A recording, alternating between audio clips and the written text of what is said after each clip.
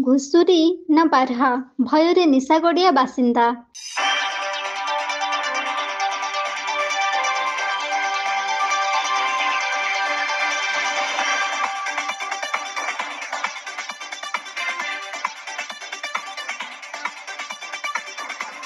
ଶୀତ ସକାଳର କଅଁଳ ସୂର୍ଯ୍ୟକିରଣ ବିଛେଇ ହୋଇ ପଡ଼ିଛି।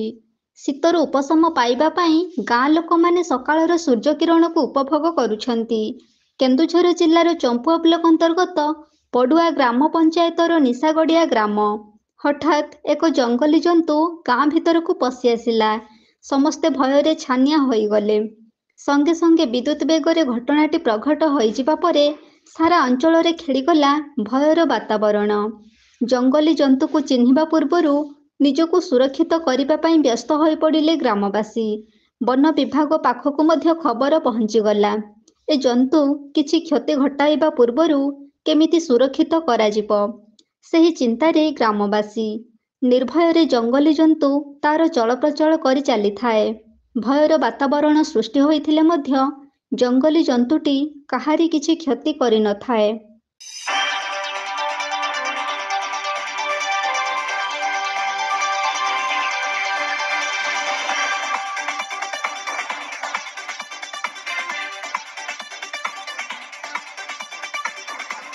ବନ ବିଭାଗ କହୁଛି ଘୁଷୁରୀ, ସ୍ଥାନୀୟ ବାସିନ୍ଦା କହୁଛନ୍ତି ଜଙ୍ଗଲୀ ବାର୍ହା।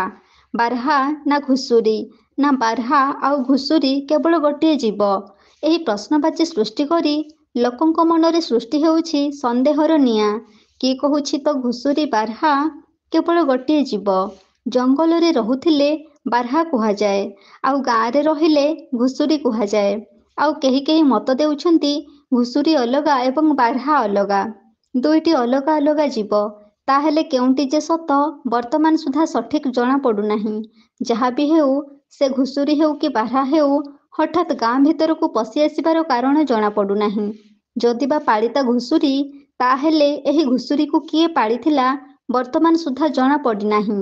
ଆଉ ଯଦି ବା ଜଙ୍ଗଲୀ ବାର୍ହା ହୋଇଥାଏ, ତାହେଲେ ଜଙ୍ଗଲ ଛାଡ଼ି ହଠାତ୍ ଗାଁ ଭିତରକୁ ପଶି ଆସିବାର କାରଣ କ'ଣ, ତାହା ବର୍ତ୍ତମାନ ସୁଦ୍ଧା ସ୍ପଷ୍ଟ ହୋଇପାରିନାହିଁ।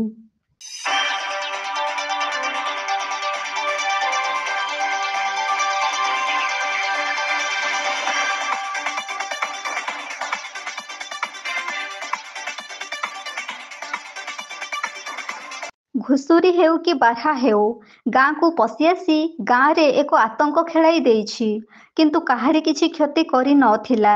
ତଥାପି ଲୋକମାନେ ଭୟରେ ଛାନିଆ ହୋଇଯାଇଥିଲେ। ଏହି ଘଟଣା ପ୍ରଘଟ ହେବା ପରେ ଆଖପାଖର ଲୋକମାନଙ୍କ ଗହଳି ଲାଗିଥିବା ଜଣାପଡ଼ିଥିଲା। ଜଙ୍ଗଲୀ ହାତୀଙ୍କ ଭୟ ମଣିଷ ମନରୁ ଯାଇ ନଥିବା ବେଳେ ଏମିତି ଏକ ଘଟଣା ସ୍ଥାନୀୟ ଅଞ୍ଚଳରେ ଅଧିକ ଆତଙ୍କ ଖେଳାଇ ଦେଇଛି। କିନ୍ତୁ ନିରୀହ ଜଙ୍ଗଲୀ ଜନ୍ତୁଟି ତାର ପରାକ୍ରମ ନ ଦେଖାଇ ଖୁବ୍ ନିର୍ଭୟରେ ଚଳପ୍ରଚଳ କରୁଥିବା ଦେଖିବାକୁ ମିଳିଥିଲା।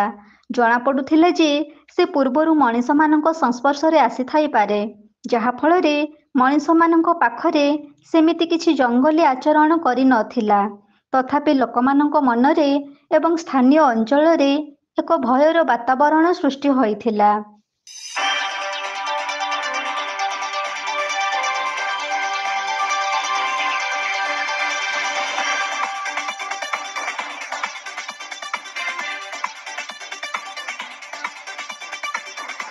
ଚମ୍ପୁଆରୁ ଦୀପକ କୁମାର ନାୟକଙ୍କ ରିପୋର୍ଟ, এবি ନ୍ୟୁଜ୍।